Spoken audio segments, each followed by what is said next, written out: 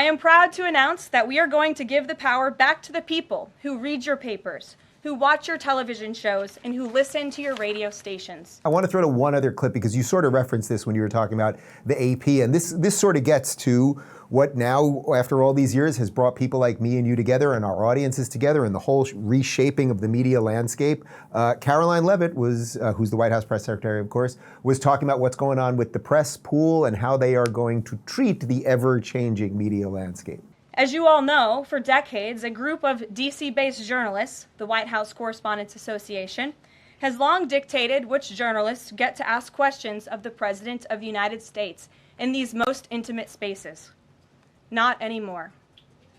I am proud to announce that we are going to give the power back to the people who read your papers, who watch your television shows, and who listen to your radio stations.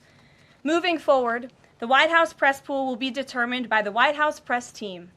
Legacy outlets who have participated in the press pool for decades will still be allowed to join, fear not, but we will also be offering the privilege to well-deserving outlets who have never been allowed to share in this awesome responsibility. Pretty sweet, eh? Well, I may surprise you, but I actually am not sure this is a good idea. I'm all for expanding the pool of possibles who could be technically pool, which is a term of art.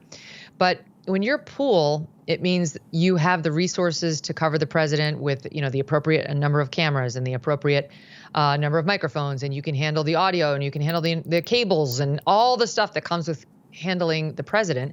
And you do it on behalf of all the journalists. Like everybody's relying on you to get the sound, get it right, make sure we have a camera on him. God forbid something happened to him. Pool's always there, and they do an important role for everybody.